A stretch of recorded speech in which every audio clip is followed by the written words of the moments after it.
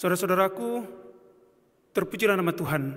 Bersyukurlah atas kesempatan yang indah. Tidak begitu saja Anda kebetulan ada di sini, tetapi Roh Suci sudah bekerja di dalam hati Anda, dan Anda mengikuti suara Roh Suci untuk mengikuti perbaktian kebangunan rohani pada sore hari ini. Khususnya kepada para pirsawan di seluruh dunia, kami ucapkan selamat malam apabila malam di sana, selamat pagi apabila pagi di sana, dan selamat sore apabila sore di sana. Baik, kita akan mulai acara kita ini. Kita akan menyanyi dari lagu Sion nomor 326, Bukit-Bukit Permai.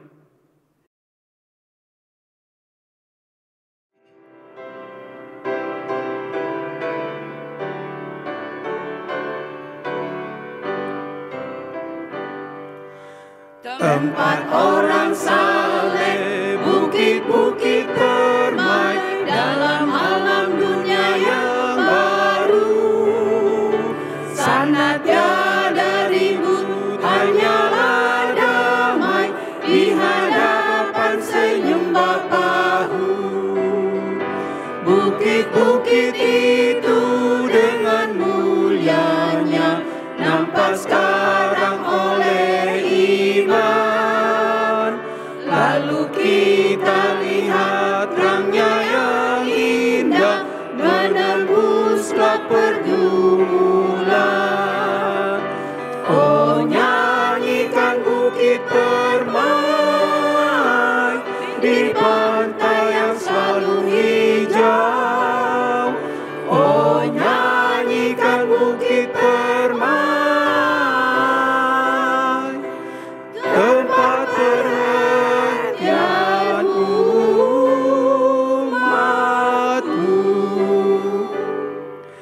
Kita rindu akan bukit-bukit permai, musafir tak lagi dahaga.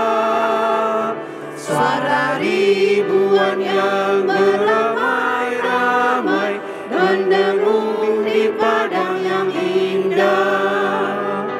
Orang sahid kita menjabat tangan yang telah bergumul di dunia. Kita bersorak atas kemenangan dan mahkota didapatnya. Oh, nyanyikan bukit permai di pantai yang selalu hijau. Oh, nyanyikan bukit permai, tempat perhentian umatku. Tangan kita penat, tapi kita tetap jalan terus dengan kaki yang kuat. Meski angin tiup di lembah yang gelap, bunga-bunga tak kita lihat. Tapi itulah yang berinsaf kita akan kehendaknya Bapa. Ia akan pimpin dengan setia hingga tiba di bukitnya.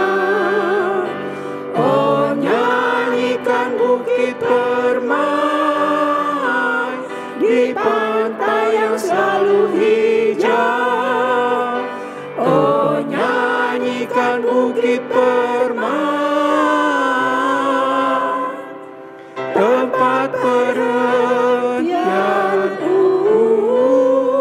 umatmu.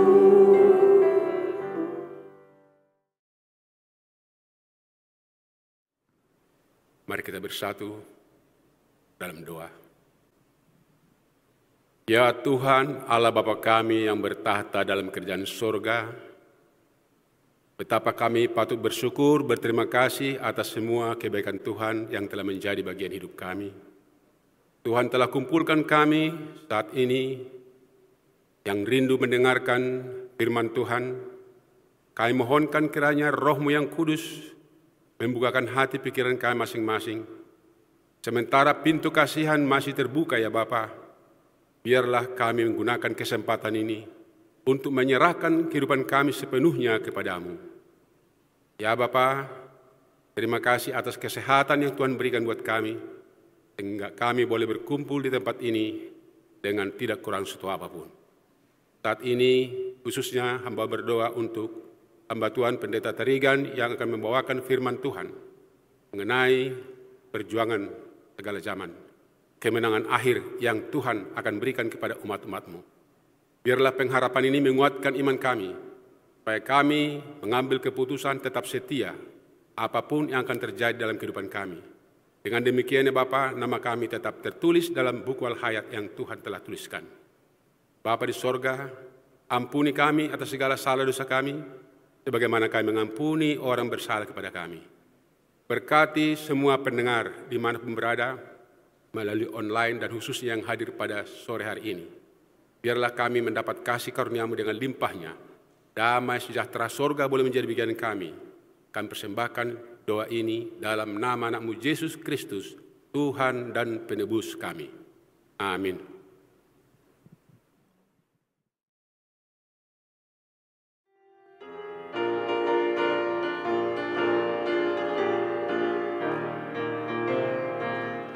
I just keep trusting my Lord as I walk alone. I just keep trusting my Lord, and He gives a song. Though the storm clouds darken the sky on the heavenly trails, I just keep trusting my Lord. He will never fail. He's a faithful friend, such a faithful friend. I can count on Him to the very end. Though the storm clouds darken the sky on the heavenly trail, I just keep trusting my Lord. He will never fail. I just keep trusting my Lord as I walk alone. I just keep trusting my Lord, and He gives a song. Though the storm clouds darken the sky on the heavenly trails, I just keep trusting my Lord. He will never fail. He's a faithful friend, such a faithful friend. I can count on Him to the very end.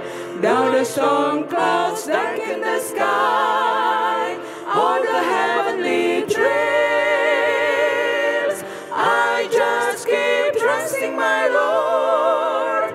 He will never fail. I just keep trusting my Lord. He will never fail.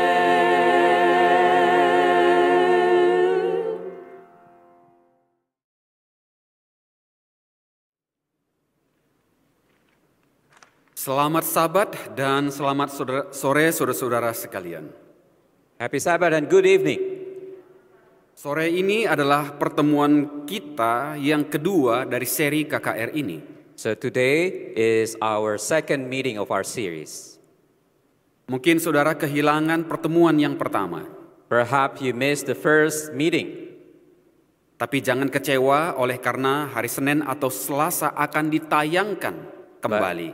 Don't be disappointed that presentation will be played on Monday or Tuesday. Sore ini atau tadi malam kita sudah mempelajari bagaimana Alkitab memberikan informasi kepada kita. So last night we talked about how the Bible give us information. bahwa pertikaian itu telah diantisipasi oleh Tuhan jauh-jauh hari sebelumnya. where God has foreknew the conflict that was to take place from a long time ago. Dengan kata lain bahwa pertikaian itu bukanlah sesuatu yang mengejutkan Tuhan. In other words, the conflict did not shock God. Tetapi Tuhan menyediakan jalan keselamatan bila mana kejatuhan itu akan terjadi. He knew and then He provided a way of salvation for us. Pada malam hari ini kita akan mempelajari topik yang kedua yang berkaitan dengan pertikaian besar tersebut. So tonight we'll talk about, for the second day, we'll talk about the continuations of the conflict. Yaitu Allah, ciptaannya dan hukumnya. So the topic today is God, His creation, and His law. Sebelum kita lebih jauh mendalami pertikaian itu, So before we dig deeper into this conflict, maka kita perlu memahami hal ini. so we need to understand this.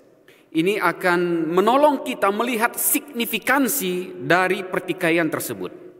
With this, we are able to recognize the significance of the conflict. Mari kita tunduk kepala dan berdoa. Let's pray. Bapa yang di sorga, dengan penuh kerendahan hati, penyerahan diri kepada kehendak Tuhan dan kuasa Tuhan di tengah-tengah revival meeting ini. Biarlah nama Tuhan yang dimuliakan, firman Tuhan yang ditinggikan, dan biarlah unsur manusia dapat disembunyikan di dalam rahmat Tuhan. Dengan demikian, Kristus satu-satunya yang ditinggikan dan dimuliakan di tengah-tengah kami. Dalam nama Yesus kami berdoa. Amin. Tadi malam kita sudah mempelajari sekilas tentang oknum si penentang dalam pertikaian besar itu. Last night we talked about the contender. Dalam perumpamaan Yesus tentang penghakiman, In Jesus' parable about the judgment, yang terdapat di dalam Matius pasal yang ke-25, and you can find this in the book of Matthew chapter 25, Yesus menamai si penentang dalam pertikaian itu sebagai iblis. Jesus named that contender, the challenger, as the devil. Ini adalah satu nama dan gelar yang dialamatkan kepada seorang pribadi yang jahat. So the name devil was given to that person, that individual who is the challenger. Dia juga disebut sebagai Satan. He's also called Satan. Dia juga disebut sebagai penggoda. He is also called the tempter. Dalam Matius 4 ayat 1, 3 dan 10. You can find this in the book of Matthew chapter 4, Ayat 1, 3 dan 10. verses 1, 3, and 10. Di dalam kitab Wahyu kita mendapatkan satu sebutan yang lain kepadanya We can find another name in the book of Revelation. dengan sebutan naga besar. He is called the great dragon. Dia juga disebut sebagai si ular tua. He is also called the old serpent. Ini adalah sebuah alusi kepada mediator atau alat penyamaran yang dia gunakan untuk menggoda Hawa. The name is an allusion. He is also using a pseudonym or a channel in which he used to tempt human being. Dia juga disebut sebagai si penipu seluruh dunia. He is called the deceiver of the whole world. Wahyu 12 ayat 9 dan Wahyu 20 ayat 2. In the book of Revelation 12 verses 9. Dia juga digambarkan sebagai si jahat. He is called the wicked, the evil one. Matius 13 ayat 19. Matthew 13, Wahyu 12 ayat 10. Revelation 12 verses 10. Verse Dia 10. juga disebut sebagai penuduh saudara-saudara kita. He is also called the accuser of his brethren. Setan dipandang sebagai pemimpin dari para malaikat yang ikut bersekutu dengan dia. So Satan is the leader who took angels with him. Dalam Matius 24 ayat 41, In the book of Matthew 24, verse 21, dia dijuluki dengan gelar Beelzebul, he is called the Beelzebub, panglima setan-setan. the commander of evil angels. Nah, berulang kali Alkitab menyebutkan dia sebagai roh-roh. The Bible also called him the spirit, the evil spirits. Ya, Lukas 9 ayat 39. Luke 9, verse 39. Dia juga disebut sebagai roh-roh najis. He is also called the unclean spirit. Markus 7 ayat 25. Mark 7, verse 25. Dia juga disebut sebagai roh-roh jahat. He is also the wicked spirit. Lukas 8 ayat yang kedua. Luke 8, verse 2. Setan juga dikenal di dalam Alkitab sebagai penguasa kerajaan angkasa. Satan also called one who ruled the evil universe. Efesus 2 ayat 2. Ephesians 2, verse 4. Dia juga disebut sebagai penguasa dunia ini. He is the leader of this world. Dia juga disebut sebagai ilah zaman ini. He is the idol of this world. 2 Korintus 4 ayat 4. 2 Corinthians 4, verse 4. Nanti kita masih akan mempelajari pribadi yang jahat ini dalam seri berikutnya. We will talk more about this evil spirit later on. Tentu setan tidak senang kita mengungkapkan fakta ini, bukan? And of course, Satan is not too pleased knowing that this is going to happen. Sebab kalau kita mengungkapkan fakta ini akan membuka kedoknya. Because whenever we talk about this, it reveals his secret. Tapi kita mau membuka kedoknya. But we want to disclose, open up Agen-agen lewat mana dia bekerja. And all his other agency through Strategi yang dia gunakan. which he used. Dan bagaimana Allah menghadapi pertikaian itu. And we see how God is able to confront this evil angel. Menolong saudara dan saya God is able to help you and I menghadapi musuh yang besar to ini. confront this enemy. Setan dan malaikat-malaikatnya Satan and his angels, bukan hanya musuh manusia, they're not only the enemy of mankind, tetapi dia adalah musuh Allah sendiri. they're also the enemy of God. Alkitab dimulai dengan penciptaan. So the Bible started with the creation in the book of Genesis. Kita baca di dalam ayat Alkitab yang ada di screen di sana menyebutkan pada mulanya Allah menciptakan langit dan bumi. And it says, in the beginning God created the heavens and the earth.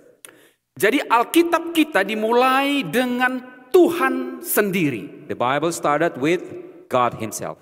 Jadi Alkitab ini adalah cerita tentang Tuhan. So the Bible is a story about God himself. Betul ada cerita manusia di dalamnya, It's true that you see stories of human beings, tetapi bintang film utama bukanlah manusia. but the main character is not man. Bintang film yang utama dan yang pertama Alkitab ini adalah Allah Tuhan sendiri. Or you can say the movie star in the book is God himself. Jadi ketika saudara membaca Alkitab saudara, So whenever you read your Bible, haruslah memandang dari sudut pandang Allah, bukan dari sudut pandang manusia. you need to look at the perspective of God instead of man. Dan kita harus menemukan Kristus di dalamnya. And we need to find Christ in it. Ketika saudara membaca Alkitab, Whenever you read the Bible, berusahalah untuk menemukan Kristus di dalamnya. try to find God in it. Meskipun ada hal-hal yang lain ditemukan di dalam Alkitab, Although you see all other things, but try to find Christ in it. fokus utama Alkitab adalah Tuhan sendiri. The main focus of the Bible is God himself. Jadi Alkitab dimulai dengan kata Allah. The Bible started with God. Dan apa yang dia lakukan, And what did he do? yaitu menciptakan langit dan bumi. He created the heavens and the earth. Saudara bisa melihat ini heavens menggunakan kata plural di sana. And you see the word heavens is plural. Kata Ibrani langit di sana adalah menggunakan kata shamayim. In the Greek translation, the word used is shamain. Ya. Jadi kata shamayim dan bumi, heaven and earth di sana, And the words heavens and earth in Greek translations, tentunya ini merujuk kepada bumi kita dan langit yang ada atau atmosfer yang ada mengitari bumi ini. refers to the earth and the atmosphere surrounding it. Ya. Nah, walaupun penciptaan itu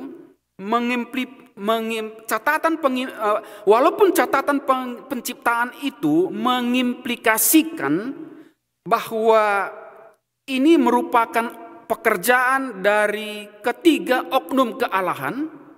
So although the creation account implies the activity of all three, the Father, the Son, Holy Spirit, Tetapi perjanjian baru menjelaskan kepada kita but the New Testament give us information bahwa anak Allah lah yang aktif di dalam pekerjaan penciptaan itu. that the Son of God was the active creator who spoke earth creation.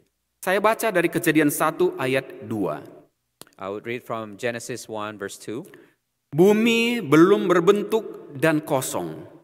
Gelap gulita menutupi samudra raya. Dan roh Allah melayang-layang di atas permukaan air. It says, the earth was without form and void, and darkness was on the face of the deep, and the Spirit of God was hovering over the face of the waters. Ayat ini mengungkapkan oknum. So Yang ketiga dari kealahan itu yaitu roh Allah.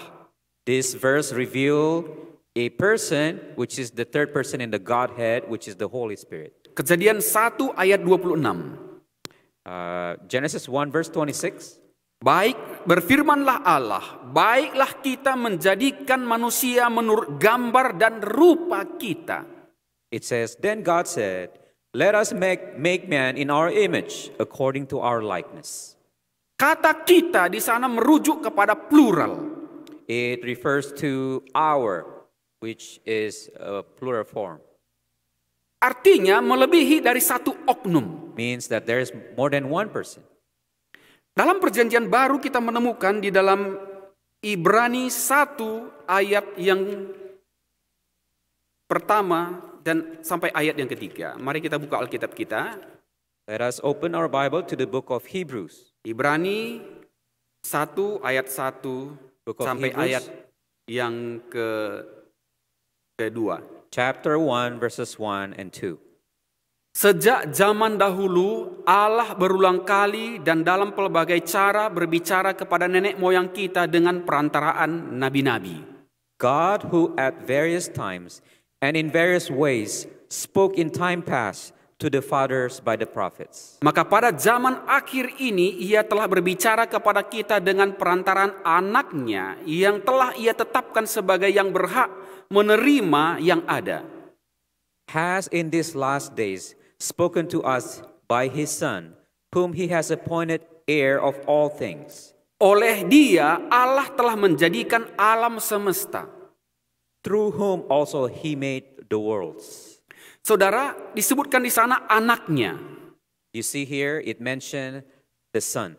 Merujuk kepada Yesus Kristus. His Son, which is Jesus Christ. Oleh dia, yaitu Yesus Kristus. Through whom, which means here is through Jesus Christ. Allah, yaitu Bapa, Anak, dan Roh Kudus. God, which is God the Father, the Son, and the Holy Spirit. Menciptakan alam semesta ini. Created the universe. Ya, apa bisa dibaca di sini? Di dalam ayat 2 kita ulangi ya.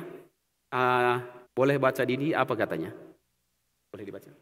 Oleh dia, Terus? yaitu Yesus, Allah, Bapa, Anak, dan Roh Kudus telah menjadikan alam semesta. Nah, ini menarik untuk kita kaji. Saya tunjuk sebelah sini juga. Ayat Alkitab terjemahan bahasa Indonesia menggunakan kata alam semesta.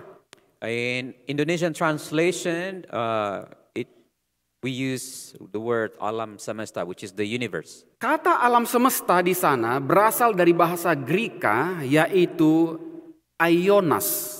Which is translated from a Greek word ionas. Nah, kata aionas ini diterjemahkan beberapa versi Alkitab seperti ini. The word ionas from the original Greek word translated to English in different English translation. YLT, Young Literal Translation.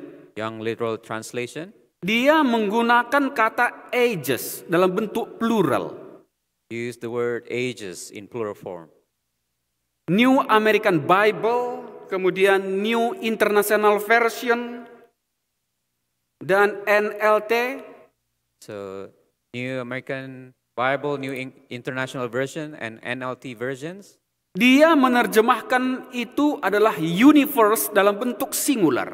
This translation used the word universe in a singular form. English Standard Version, The English Standard Version, New American Bible, the American Standard Bible, ya, ini ada terjemahan yang lain, NET dan RSV, Revised Standard Version. NET and RSV.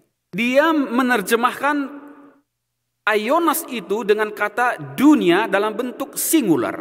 They translated the word Ionas from Greek into world, singular form. American Standard Version, American Standard Version, King James Version, King James Version, New King James Version, New King James Versions. dia menerjemahkan kata Ionas di sana dengan kata words dalam bentuk plural. They translated the original Greek word Ionas into worlds in plural form. Dalam bahasa Indonesia dia menerjemahkan alam semesta. But in Indonesian language, they use alam semesta, which is universe. Ya, sudah ada di sini tadi ya, alam semesta, universe. Nah, ini menarik untuk kita kaji lebih dalam. It's interesting for us to dig deeper. Kalau kita lihat kata benda atau kata Ionas itu, If you pay attention to the word Ionas, itu adalah dalam bentuk plural, it is in plural form. dia berbentuk kata benda, It is an object, kata benda, noun. a noun. Kemudian dia akusatif atau objek, berasal dari kata ion. It has the root word ion. Literal translation dari ion itu adalah age. The literal translations of ion, you can translate it into the word age. Jadi dengan kata lain, Ionas itu diterjemahkan sebagai ages. So Ionas, then you can translate it into the word ages. Nah, lalu mengapa beberapa terjemahan yang lain tidak menerjemahkan itu sebagai age atau zaman? So why are these other translations they don't use the word ages? Nah, kita bisa memahami oleh karena ages itu penting dan ada oleh karena penciptaan. I think we know this because the word ages used Sebelum penciptaan ada, referring to the act of creation. sebelum penciptaan ada, So before the creation, maka zaman itu tidak diperhitungkan. so before the creation, there was no concept of time Seperti yang kita miliki sekarang. that we understand it now. Kita hanya memahami atau Alkitab hanya merujuk kepada kekekalan atau eternity. So the Bible referred to that time as an eternity past. Bagaimana eternity itu? What is that eternity?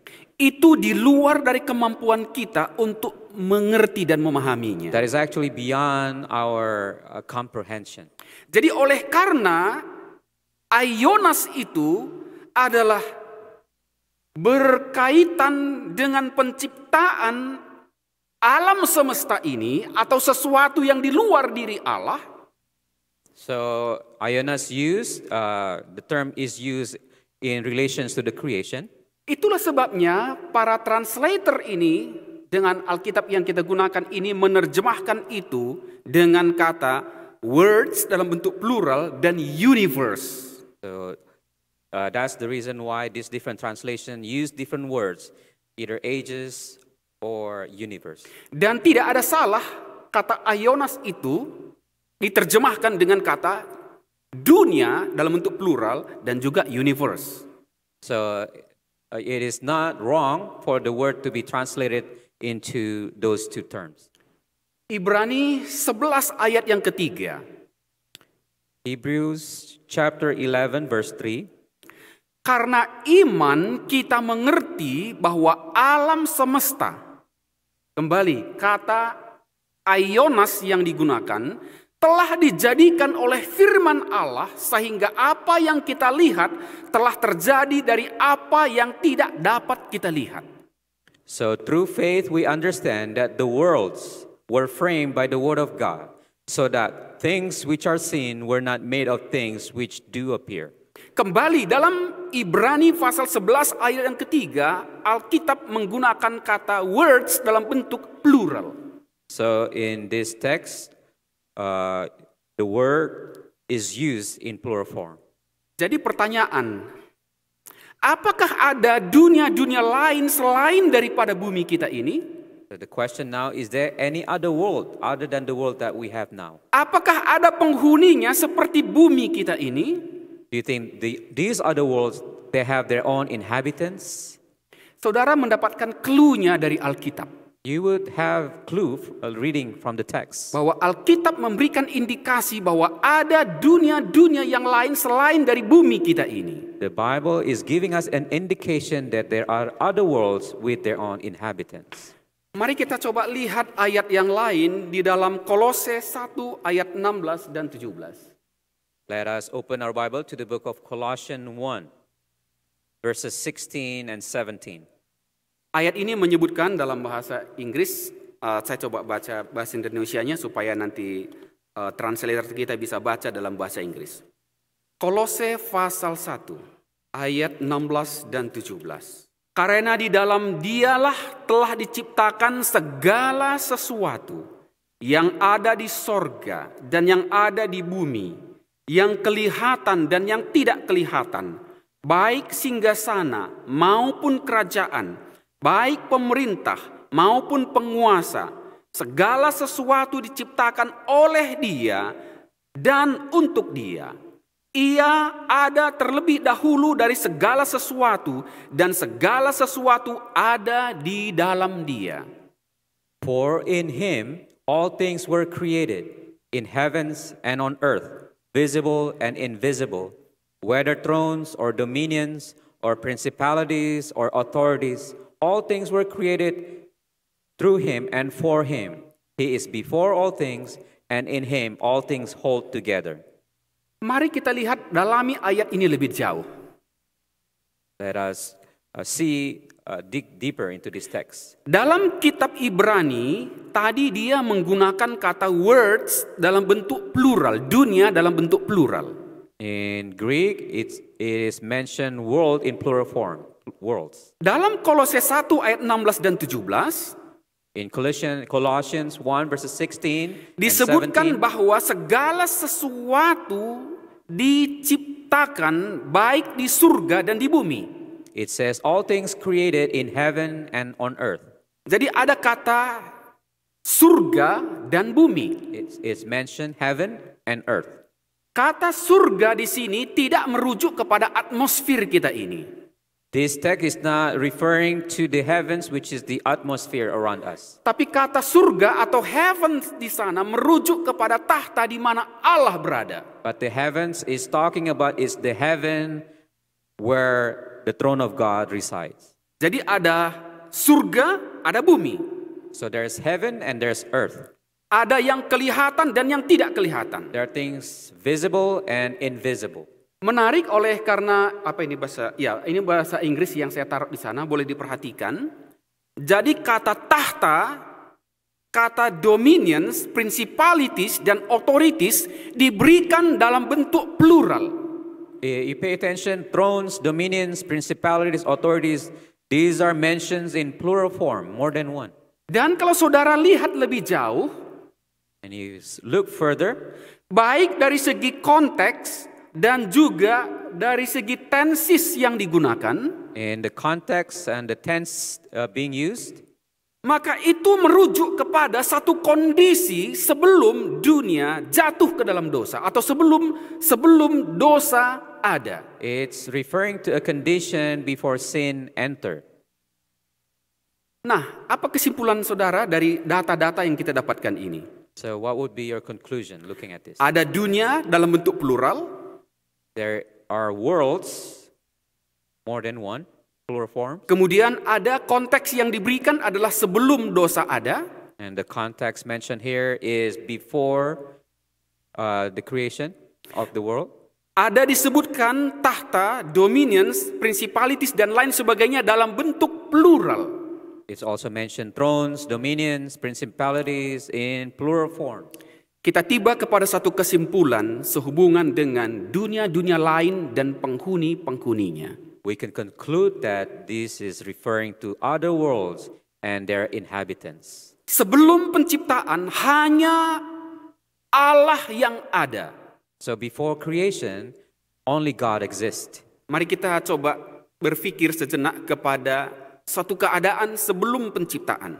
So just try to imagine a time before all things come into being. Hanya Allah, yaitu Bapa, Anak, dan Roh Kudus, Only God, the Father and the Son and the Holy Spirit existed. satu-satunya oknum yang ada. The only beings that existed.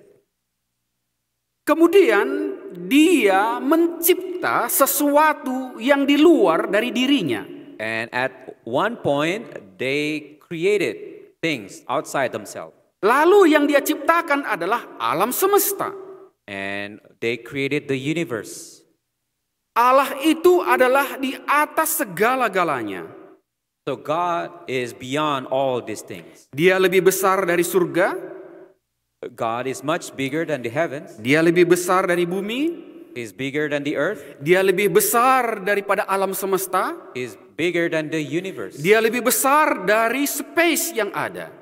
Much bigger than the space. Mungkin saudara bertanya, bagaimana itu bisa jadi ya? And you would ask, how can this be possible? Di luar kemampuan kita untuk memahaminya. This is beyond our understanding. Tapi itulah Allah yang kita sembah yang luar biasa. But that's the God that we worship. Kapan itu? When was it? Di mana itu? Where? Bagaimana itu? How? Dan mengapa demikian? And why it happened? Alkitab tidak memberikan penjelasan lebih jauh. The Bible did not give us a complete explanation. Jadi kita cukup puas dan tidak perlu bertanya lebih jauh tentang hal tersebut. So we probably should not be asking more. We need to be satisfied for what we have. Pena inspirasi Mrs. White So the Pens of Inspiration by Ellen White, dalam buku Early Writings, the book of early writings, halaman 39 dan 40. pages 39 and 40. Dia menyebutkan, Mrs. White menyebutkan sehubungan dengan dunia-dunia lain dan penghuni-penghuninya. She wrote regarding other worlds and the inhabitants. Waktu lalu saya sudah berjanji, bukan, saya tidak akan kutip Mrs. White. At some time ago, I promised not to provide quotation from Ellen White. Tapi apa yang saya mau sampaikan bagi kita pada sore hari ini, But what I would like to present to you today, tulisan Mrs. White the writing of Ellen White, meneguhkan apa yang dijelaskan oleh Alkitab. affirm what has been written in the Bible. Jadi di dalam Alkitab itu sendiri sudah ada data-data tersebut, So in the Bible, you have the material, the facts, tetapi kita tidak melihat begitu terang dan jelas. but we don't really see this clearly. Tetapi dengan pengamatan ini kita bisa melihat bagaimana apa yang dijelaskan oleh Mrs. White adalah apa yang terdapat di dalam Alkitab. So if you read her writings, what you read from her writings explain what is written in the Bible. Saya akan jelaskan sedikit sebentar lagi bagaimana sains membuktikan apa yang disebutkan oleh Alkitab dan disebutkan oleh Mrs. White. So I would like to present to you how science affirm what has been written in the Bible and Ellen White's writing. Meskipun sains tidak cukup mampu mengungkapkan fakta ini. Although science is not able to fully declare this. Alkitab menyebutkan universe atau alam semesta atau dunia dalam bentuk tunggal. So the Bible mentioned the universe in singular form. Berapa banyak dunia-dunia itu? How many other worlds are there? Saya tidak tahu. I do not know. Alkitab tidak menyebutkannya. The Bible did not mention. Sains mendapatkan indikasi tapi juga tidak memahaminya. Science has some kind of indication, but they're not able to perceive. Sebelum kita tiba ke sana, But before we get to that point, ada dua. Sebelum kita tiba di sana, sebelum Allah mencipta, yaitu Bapa, Anak, dan Roh Kudus, so before God created, yang ada hanyalah Allah dan Allah saja. the only things existed was God Himself. Tidak ada sesuatu yang lain di luar dari Allah. There are no other things existed outside of Himself. Kemudian tiba kepada satu waktu, And then there comes to a point di mana Tuhan memutuskan Dia akan mencipta. where they decided that they would create. Dia menciptakan alam semesta ini. He created the universe. Dalam alam semesta ini terdapat dua kelompok benda. So in this universe, there are two things. Yang pertama adalah Allah sebagai pencipta. Which is God as the creator, Yang kedua adalah ciptaan. and the created things. Jadi hanya dua, pencipta dan ciptaan. So two things, the creator and the created things. Saudara tidak bisa menjadi pencipta. You cannot be a creator. Kita hanya bisa menerima bahwa kita adalah ciptaan. You will have to just accept that you are a created being. Jadi adalah kebodohan besar So it is a foolishness ketika satu ciptaan when a created being bercita-cita untuk merebut posisi Allah. had the aspiration to take the place of God. Tapi tanpa kita sadari, But before we realize it or not, bukan hanya Lucifer yang ingin menyerobot kekuasaan Allah. it was not only Lucifer wanted to take the authority of God. Saudara dan saya juga berada dalam posisi yang sama. You and I are also in the same position. Mungkin saudara bertanya, bagaimana itu bisa saya ini mau merebut posisi Allah? Perhaps you ask the question, how is it possible me trying to take the position of God? Saya akan sampaikan pada seri berikutnya. I would present to you in the next series. Jadi sifat Lucifer itu satanik apa namanya ini? Sifat satanik itu ada pada diri manusia yang telah jatuh ke dalam dosa. So actually, satanic predisposition also reside in you. Ya. Nah, ciptaan Tuhan itu dapat dibagi ke dalam dua kelompok. So God's creation can be separated into two groups. Yang pertama adalah makhluk hidup. First is the animate, Yang kedua adalah benda mati. and second is the inanimate. Kita tidak berbicara lebih jauh tentang benda mati. We're not talking about the inanimate objects. Kita berbicara sehubungan dengan makhluk hidup. We're talking about the living beings. Makhluk hidup ini juga masih terbagi-bagi. Even that is separated into different categories. Kita berbicara di luar dari Allah sebagai pencipta. We're talking about outside God Himself. Yang pertama adalah malaikat-malaikat. First, we talk about the angels. Malaikat-malaikat ini menghuni surga, tempat di mana Tuhan bertahta. These angels live in heaven where God resides. Kemudian manusia. And then men, humankind, Manusia yang menempati atau mendiami bumi kita ini. humankind who occupy this earth. Nah, kita tidak mempunyai informasi sehubungan dengan penghuni dunia-dunia yang lain. We don't have much information about other worlds. Tetapi dari Kolose 1 ayat 16 dan 17 But from the book of Colossians 1, chapter 1, verses 16, 17, yang menyebutkan tadi tahta-tahta, which mention thrones, kekuasaan, dominions, pemerintahan. principalities. Nah, ini merujuk kepada sesuatu yang di luar dari bumi kita ini. This is referring to places outside our world. Jadi ayat Alkitab tidak langsung merujuk kepada ada penghuni di dunia-dunia yang lain. So it's not directly talking about the inhabitants of other worlds. Ya, kita berbicara tentang manusia sekarang. So now we're talking about mankind. Ya, malaikat dan manusia adalah makhluk cerdas. Angels and mankind are intelligent beings. Sementara binatang-binatang dan tumbuh-tumbuhan itu bukan makhluk cerdas. But animals or plants, they are not intelligent beings. Apa yang saya maksud dengan makhluk cerdas di sini?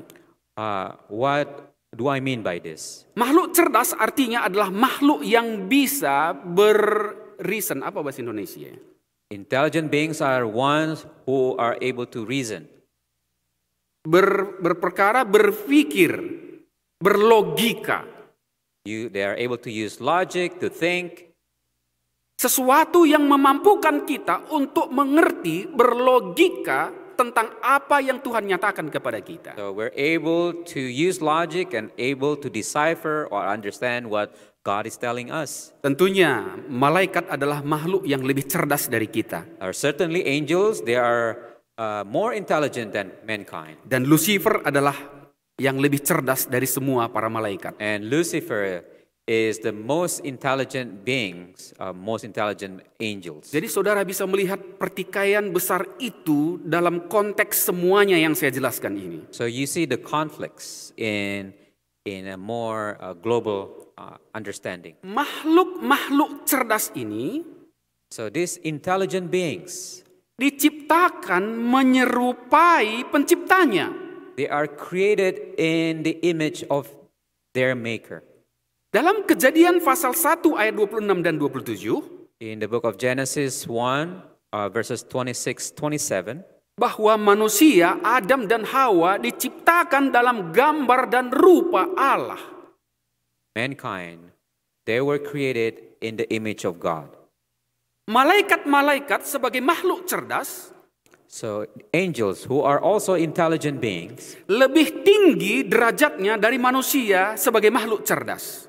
They are at a higher level of intelligence compared to mankind. Allah menciptakan mereka sebagai makhluk cerdas yang bermoral dan memiliki kebebasan. God created them as free moral agents. Bebas merujuk kepada adanya kemampuan untuk memilih. They are free in terms of being able to make a choice. Makanya jangan bertanya, and don't ask, mengapa sih Tuhan taruh pohon pengetahuan tentang yang baik dan yang jahat itu di Taman Eden? One would say, why did God put the tree of the knowledge of good and evil in the middle of the garden? Kalau Tuhan tidak ciptakan pohon larangan itu, if God did not create or put that there, tentu kita tidak seperti ini kondisinya sekarang, bukan? Certainly we would not be in this condition now. Banyak orang yang bertanya seperti itu. Many people would ask that question. Tapi jangan tanya itu. But don't ask that. Sebab kalau Tuhan tidak menciptakan pohon larangan, if God did not create that tree, maka manusia itu bukanlah makhluk bebas. Mankind would not be a free moral agent.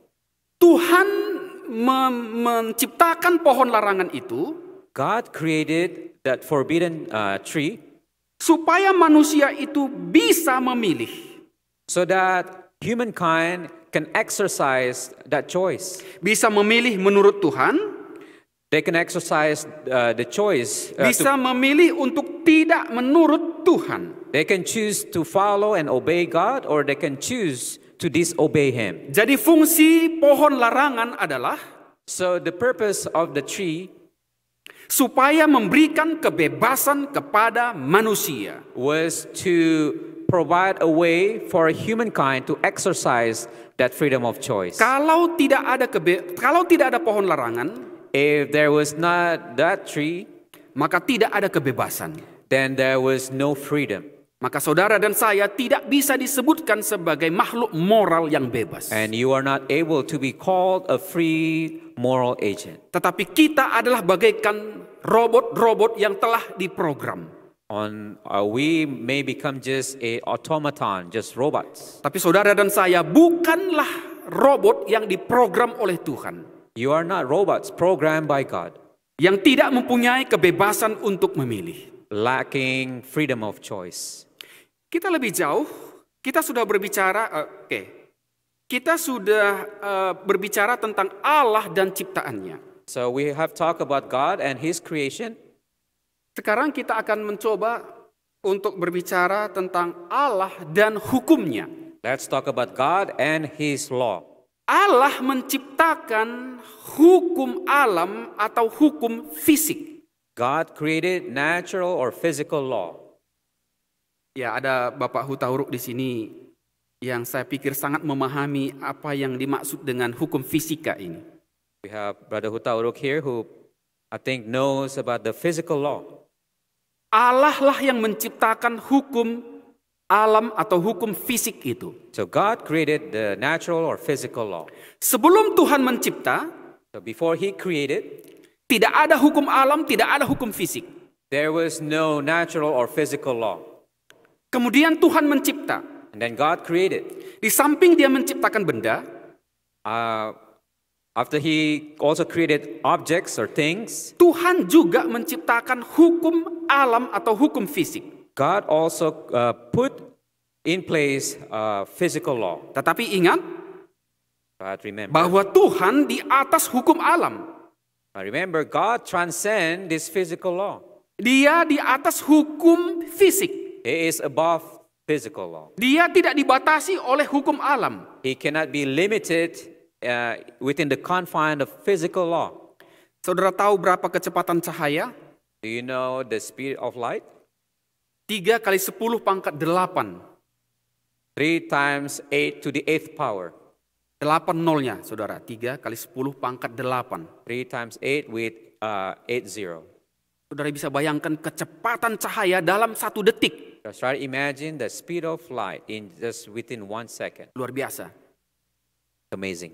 Saudara tahu berapa ahli sains mengatakan kecepatan untuk mencapai matahari yang terdekat dengan bumi? Have you heard how scientists try to explain the speed of light from the sun reaching to earth? Ribuan tahun, bahkan ada yang jutaan tahun. Thousands or millions of years from stars. Lalu kira-kira dari surga yang di atas langit itu, So from heaven, which is above the universe, berapa lama kira-kira saudara pikir Yesus akan mencapai jarak itu dari surga ke bumi ini? how long will you think, what would be the distance between that heaven to earth? Kalau nanti kita diangkat ke surga, If we were to be lifted up to heaven, saudara kira-kira bisa terka berapa lama ambil waktu dari bumi kita ini ke surga? what do you think it would take? How much time for you to travel from here to heaven? Sedangkan ke bulan saja cukup lama ya. The time for us to go to even to the moon will take some time. Jadi kalau ikuti ilmu pengetahuan, So if you were to follow science, kita bisa ribuan tahun baru tiba di surga. it may take us thousands of years before we reach heaven. Mungkin juga bisa jutaan tahun, Or tidak maybe sampai-sampai millions of saudara. years. Tetapi Allah itu tidak dibatasi oleh hukum fisik. Itu yang mau saya sampaikan. But God is not limited to the physical law. That's the whole point here. Sehingga ketika dia datang dari surga ke bumi kita ini, So when He came down from heaven to earth, tidak perlu memerlukan waktu ribuan tahun. He did not need thousands of years. Kalau dia mau datang dalam sekejap mata sudah tiba di bumi ini. If He wanted to come down here to earth, He would just come immediately. Saudara jangan tanya mengapa. Don't ask why or how. Allah itu yang membuat hukum fisik. God is the one that created the physical law. Dan dia tidak dibatasi oleh hukum fisik ini. And He is not limited by His own physical law. Sehingga pada waktu kita naik ke surga, So if we were to rise up to heaven, hukum fisik ini tidak bisa menahan kita di bumi ini. physical law will not able to limit us. Amin saudara. Would you say amen to that? Luar biasa, apa pernah kita berpikir sedalam dan sejauh itu? It's amazing how we try to comprehend this, Allah yang kita sembah itu. comprehend how about the amazing God that we Saya serve. coba berbicara sedikit tentang hukum fisik yang kita bicarakan tadi, yaitu hukum gravitasi. I would like to talk a little bit more about the physical law, also about gravity. Saya tidak begitu ahli tentang ini, tetapi saya coba tadi lihat di Google saja. I'm not an expert on this, but I'll just try to Google this. Saya coba lihat berapa kecepatan gravitasi bumi kalau benda jatuh. I'd like to see how the gravity pull. Kira-kira 9,8 meter per second. So the measurement is about 9.8 meter per second. Jadi kalau jatuh benda dari atas ke bawah, So an object, when it falls, oleh karena gaya gravitasi bumi, and because of gravity, maka benda itu akan jatuh dengan kecepatan 9,8 meter per second, per detik. that object would fall at 9.8 meter per second.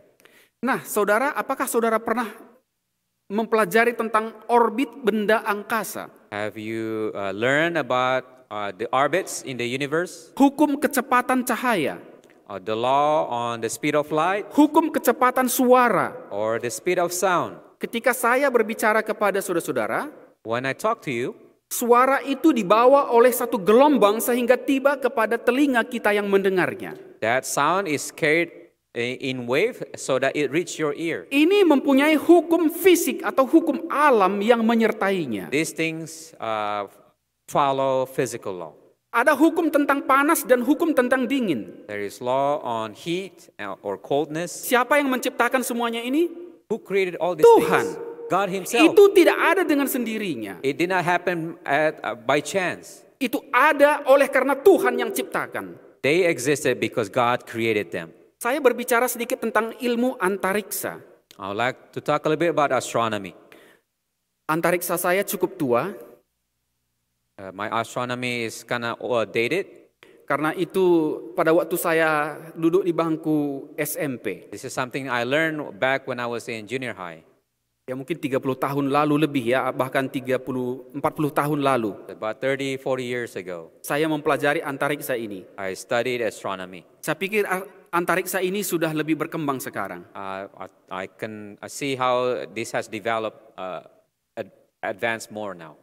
Bahwa bumi kita ini terdapat dalam satu apa yang disebut dengan istilah tata surya. So we study the Earth and the galaxy. Tata surya kita ini terdiri dari planet-planet. So our own galaxy started with our own planets around us. Saudara masih ingat kan Merkurius, Venus, Bumi, Mars, Saturnus, Uranus? Ya. You know about these different planets, Mercury, Venus, Mars, and so on and so forth. Lalu dia ada bulan, And also moon. ada matahari. There is sun. Bulan mengelilingi bumi. The moon orbiting the earth. Bumi berputar sendiri pada porosnya. The earth is spinning on its own axis. Bumi kita ini berputar mengelilingi matahari. The earth is also going in orbits surrounding the sun. Itulah tata surya kita ini. That's our own Solar system. solar system. Di tempat yang lain, So in other place, ada solar system seperti bumi kita ini. there are other solar system kind of like us Yang memiliki planet, that has planets, memiliki matahari, has its own sun, dan lain sebagainya. and these other things. Tata surya kita, beberapa tata surya yang digabungkan menjadi galaksi. So different solar system combined becoming a galaxy. Ada banyak sekali galaksi-galaksi yang ditemukan. There are so many other galaxies that you see out there. Jadi dalam alam semesta sejauh yang bisa dijangkau oleh mikroskop elektron, So the universe, you can see them with your telescopes. ada ribuan bahkan jutaan galaksi yang ada bahkan tidak dikenal di alam semesta kita There ini. are thousands and even millions galaxies out there. Apa yang saya mau sampaikan kepada kita? What am I trying to say to you? Bahwa semua benda ini tidak ada yang diam. What I'm trying to say to you, none of these objects just stay stationary in one place. Bumi kita ini sendiri berputar dengan kecepatan yang sangat kencang sekali. Our own earth is rotating, is moving at certain speed. Di samping bumi kita ini berputar dengan kecepatan yang tinggi, And our earth is spinning at some speed. dia juga mengikuti orbitnya mengelilingi matahari. And it's rotating on its own axis, also moving at some orbit. Tata surya kita ini sendiri juga mengikuti orbitnya sehingga tidak bertabrakan dengan tata surya yang lain. And our own solar system is also moving at some speed and is not colliding with any other object out there. Galaksi kita ini yang dikenal dengan Milky Way juga berputar dan bergerak bersama-sama dengan galaksi-galaksi yang lain. Our own galaxy called the Milky Way moving at some speed and certain trajectory, and it's not colliding with any other galaxies. Ini adalah apa yang ditemukan oleh sains. And this is what's being discovered by scientists. Coba kita lihat. Alkitab memberikan indikasi dunia-dunia lain dan penghuninya. The Bible gives us indications that there are other worlds and the inhabitants, Tanda kutip. quote unquote. Mrs. White juga menyebutkan soal dunia-dunia yang lain dan juga penghuni-penghuninya. Ellen White also wrote about the other worlds and the inhabitants. Sains membuktikan bahwa di luar bumi kita ini ada planet-planet benda-benda yang kita tidak kenal. Science have also provided us information about galaxies and other objects out there. Alkitab, pena inspirasi, dan sains klop satu, harmonis satu dengan yang lain. The Bible, the pens of inspirations, and even science, they are in harmony with each other. Nah, Tuhan menciptakan benda-benda ini dalam hubungan bergantung kepada hukum fisik. So God created all these things in harmony with the physical law. Kalau ada benda-benda ini yang melanggar hukum fisik, apa yang akan terjadi?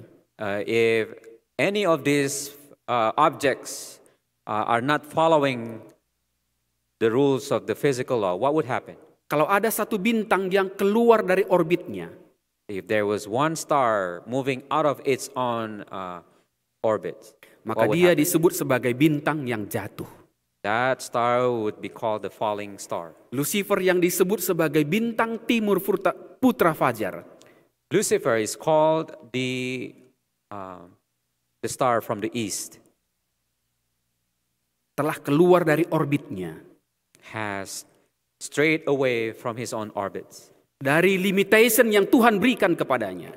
From the limitation that God has put on him. Itulah yang membuat dia menjadi malaikat yang jatuh ke dalam dosa. And that is the reason why he fell into sin. Ya, kita lebih cepat karena ini agak berat pembicaraan kita. Hukum fisika berguna untuk keteraturan dan keselamatan bersama dari seluruh alam semesta ini. So physical law is needed for the welfare and the safety and the protection of all. Bahkan makhluk cerdas sekalipun, malaikat dan manusia, memerlukan hukum fisik itu. Even the intelligent beings require or need the physical law. Dan kita bergantung kepada hukum fisik ini. And we are all dependent on it. Hanya Tuhan yang tidak bergantung kepada hukum fisik. Only God himself reside outside that boundary. Apa yang akan terjadi kalau hukum fisik ini berubah-ubah? What would happen if this physical law keep changing? Kalau hukum gravitasi berubah, apa kira-kira yang If the terjadi? gravitational law or the pull keep changing, what would happen? Maka saudara berdiri tidak lagi lengket ke tanah. You would stand and you no longer stay affixed to the ground. Ketika saudara lari sekencang-kencangnya, If you were to run, karena tidak ada lagi gravitasi bumi, because of there was no longer gravitational pull, maka saudara tidak bisa berhenti. you're not able to come to a stop. Tidak bisa berhenti. You're not able to stop. Terus berjalan, tidak bisa berhenti. You will keep on going. Saudara bisa lihat bagaimana kacaunya bumi kita ini kalau Tuhan tidak berikan hukum fisik itu. You can see how we would be in such a chaos without this physical law. Kalau hukum gravitasi ini berubah, If this gravitational law keep changing, saya tidak bisa berdiri dengan tegak di hadapan saudara. I will not be able to stand upright in front of Mungkin you. saya miring ke samping, mungkin bisa juga kepala saya ke bawah, tidak Or terkontrol. maybe I'll be slanted to sideways or turned upside down.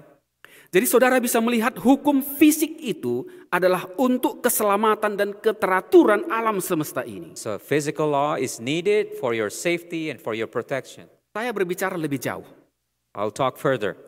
Lebih daripada hukum fisik ini, More than just the physical law, Allah memberikan hukum moral kepada makhluk cerdas. God has given us moral law, us the intelligent beings. Kalau hukum fisik kita butuhkan, If physical law is something that we need, maka hukum moral lebih kita butuhkan lagi. moral law is something that we need the most. Hukum moral itu sangat penting. Moral law is very important. Hukum moral itu adalah karakter Allah sendiri. Moral law is God's own character, Kehendak Allah sendiri. God's own will. Pernahkah saudara berkunjung ke satu rumah? Have you ever visited a house?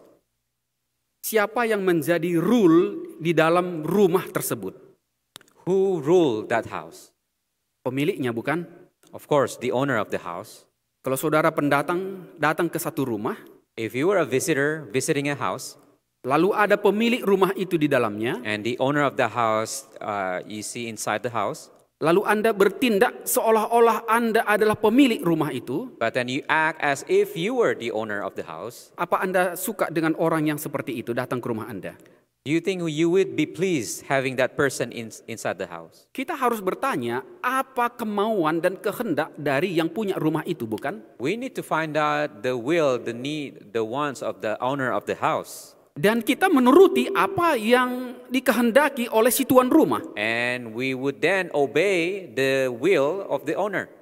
Tuhan adalah pencipta dan pemilik seluruh alam semesta ini. God is the creator, the owner of this universe. Sehingga undang-undangnya adalah apa yang menjadi kehendaknya. So his law rule. Jadi kehendak Tuhan itu dia tuangkan dalam bentuk hukum. His will is put delineated in his own law Supaya kita lebih mudah memahaminya.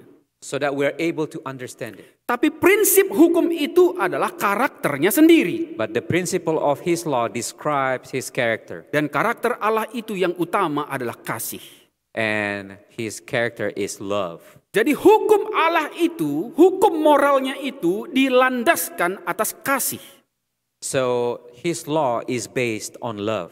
Kasih itu diaplikasikan kepada situasi yang berbeda.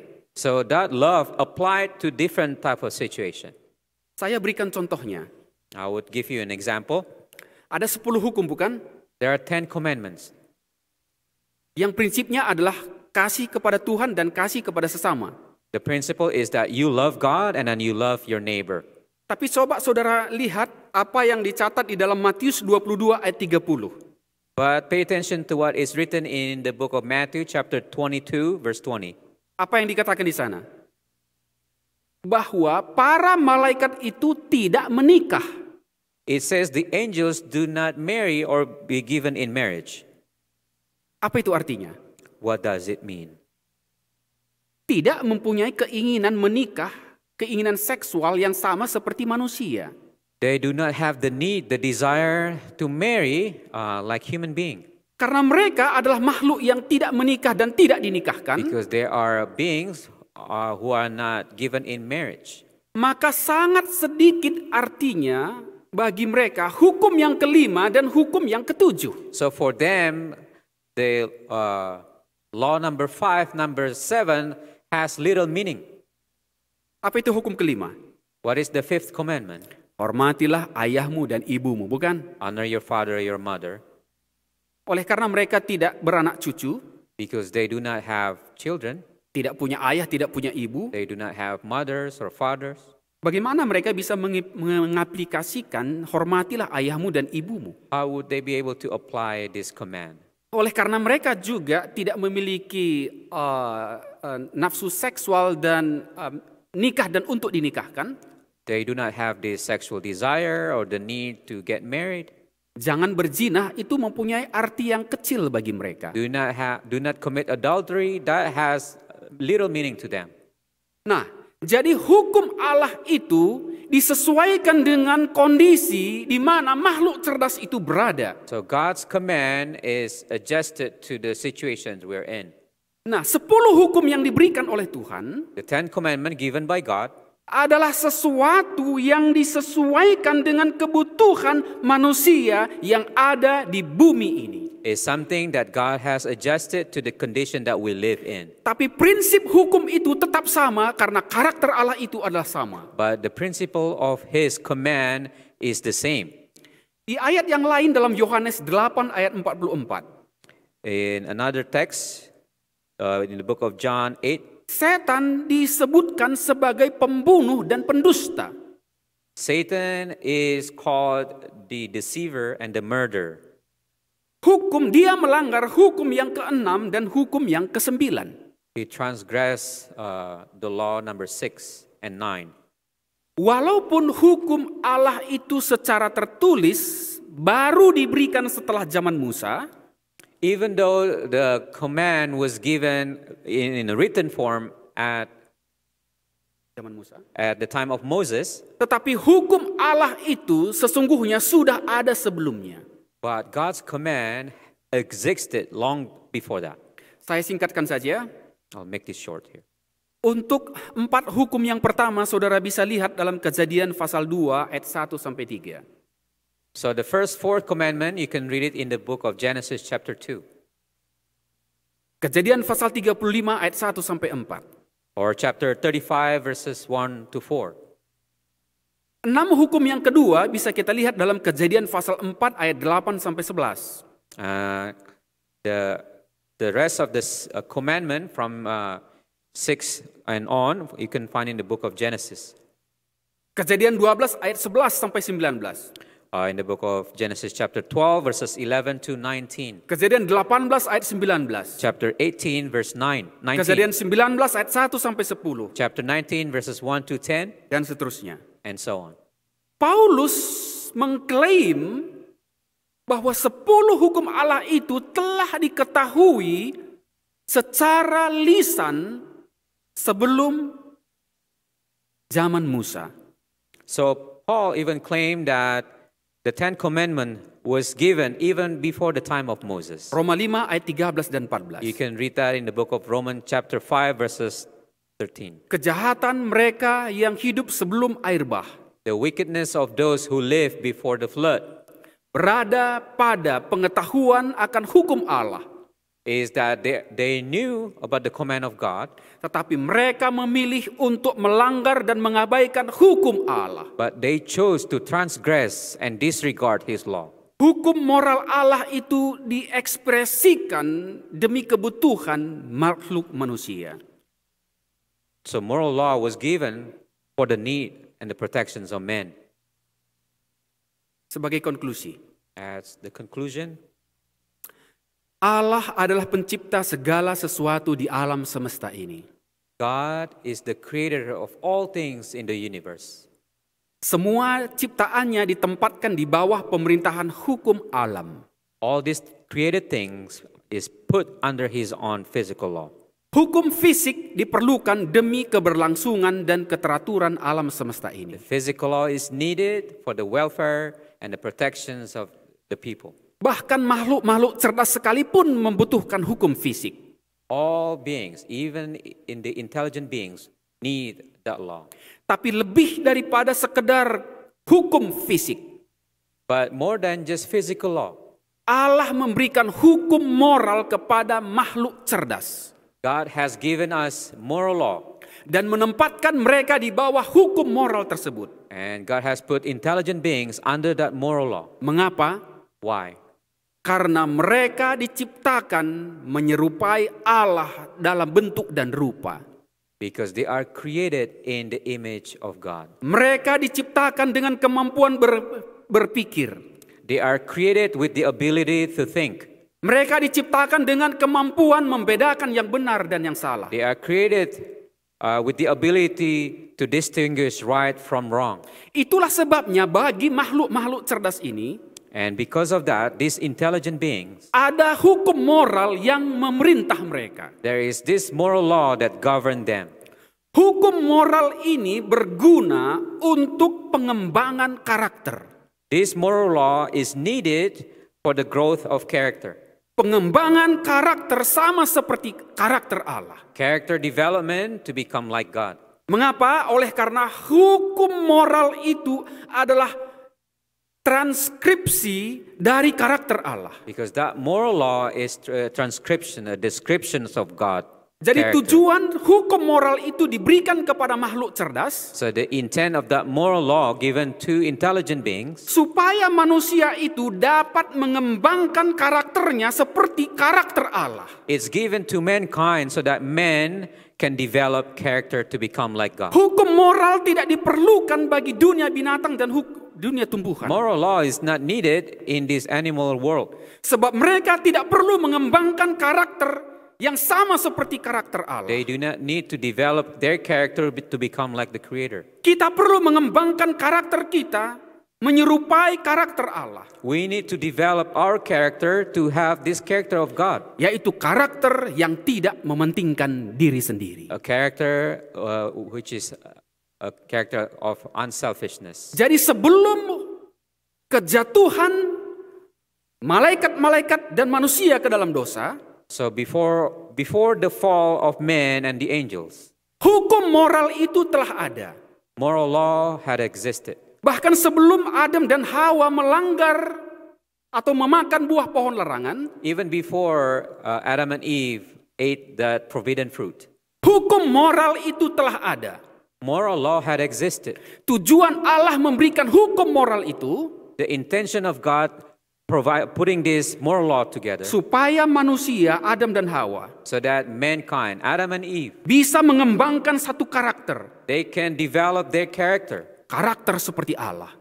to be like God. Tujuan Allah memberikan hukum moral kepada malaikat-malaikat The intention of God providing this moral law for the angels supaya mereka bisa mengembangkan karakter seperti karakter Allah. that they can develop their character to have character of God. Semakin tinggi derajat ciptaan Allah,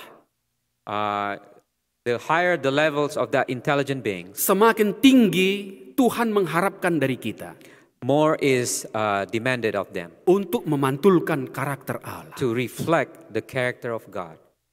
Penurutan kepada hukum moral Allah Obedience to the moral law tidak pernah bermaksud untuk keselamatan atau jalan untuk keselamatan. was not intended as a way for salvation. Tujuan dari hukum moral Allah adalah The purpose of God's moral law pengembangan karakter seperti karakter Allah. is for character development. Di zaman akhir At the end time, ada satu umat there will be a people yang menuruti hukum-hukum Allah who follow God's command dan memiliki kesaksian Yesus and has the testimony of Jesus yang kita Christ, kenal dengan umat yang sisa. which what we know as the remnant people. Mereka ini menuruti hukum-hukum Allah They follow God's command bukan dengan tujuan supaya diselamatkan, not to try to earn salvation, tetapi untuk mempertahankan karakter Allah. but to defend and uphold God's character. Amin, saudara. Would you say amen to that? Mengapa saudara datang ke gereja? Why do you come to church? Mengapa saudara menurut hukum-hukumnya? Why do you follow His command? Apakah saudara kita takut oleh karena tidak dapat berkat kalau kita tidak menurut? Is it because of the fear that we would not have blessing if we disobey? Satu motivasi yang salah. It's a wrong motivation. Kita menurut hukum Allah We follow God's command adalah satu privilege because it's a privilege supaya kita dapat mengembangkan karakter seperti Allah. so that we can develop character. Mengapa kita perlu mengembangkan karakter seperti Allah? Why do we need to develop our character? Alasannya adalah Here's the reason.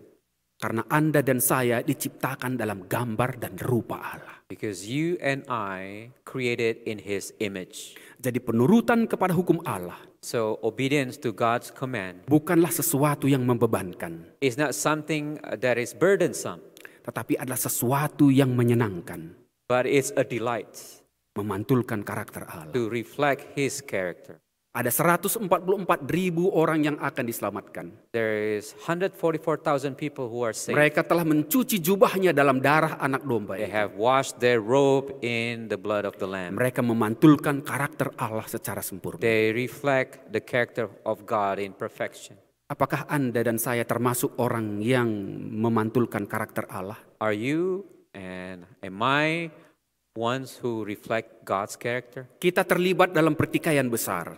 We are all involved Antara in this Allah great dan setan. controversy between God and Satan. Karakter siapa yang terpantul dalam kehidupan saudara? Whose characters reflected in your life? Apakah karakter setan yaitu pelanggaran hukum Tuhan? Is it Satan's character reflected in your life, which is Ataukah a karakter disobedient? Allah yaitu penurutan kepada hukumnya? Or God's character in terms of obeying His command? Terima kasih, Tuhan memberkati kita. Thank you. May God bless us. Mari kita tunduk kepala dan berdoa. Let us pray. Bapa yang di sorga, Engkau adalah pencipta langit, bumi, laut, dan segala isinya. Engkau memberikan hukum fisik, tapi lebih dari hukum fisik, Engkau memberikan hukum moral kepada kami sebagai makhluk-makhluk cerdas.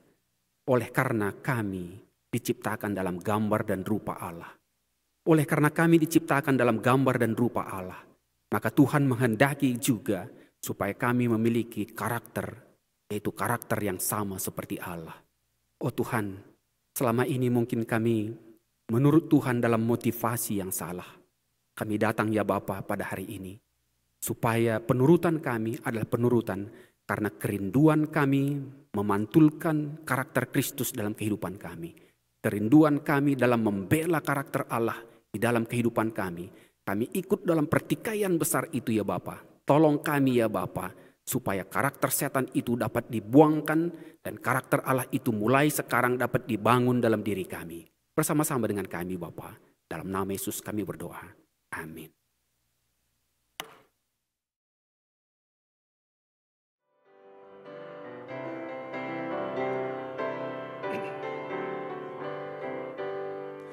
Berilah padaku Alkitab yang suci, yang menyegarkan segenap jiwaku, dan menyatakan Yesus sudah mati untuk tebus dan selamatkan aku. Berilah padaku Alkitab yang suci, lampu yang terangi seluruh jalanku. Isinya syarat Taurat kasih janji yang pimpin aku dalam hidupku. Berilah padaku Alkitab yang suci, waktu hatiku takut dan susah, bersandarlah di saat ku bersedih, yang memberikan sukacita surga. Berilah padaku Alkitab yang suci, lampu yang terangi seluruh jalanku.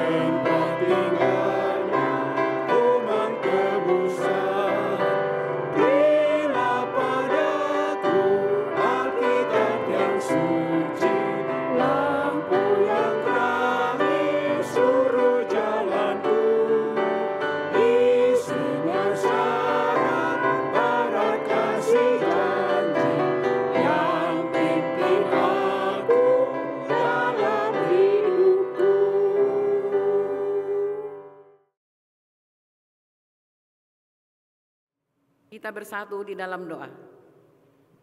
Ya Tuhan Allah Bapa kami dalam surga, kembali kami mengucap syukur dan terima kasih. Kami boleh hadir ke tempat ini mendengarkan pekabaran yang disampaikan oleh hamba-Mu, Pendeta Tarigan. Tuhan, biarlah bila mana kami mendengarkan itu semua, boleh bertumbuh dan berbuah di dalam kehidupan kami, sehingga karakter surga itu hidup dari hari ke hari, dan nama Tuhan dimuliakan kemana saja kami berada. Terima kasih Tuhan, bila mana kami tinggalkan tempat ini berserta dengan kami, dan boleh tiba di rumah kami masing-masing dengan selamat. Pada saat-saat berikutnya, sepanjang KKRI ini Tuhan akan memberikan kepada kami kesempatan untuk kami boleh menghadiri dan mengikutinya. Hanya nama Tuhan saja yang kami muliakan. Terpujilah Engkau Allah yang hidup, yang kami sembah dan muliakan. Terima kasih, hanya kami berdoa melalui nama anak-Mu Yesus Kristus yang menjadi juru selamat dan pengantara kami. Amin.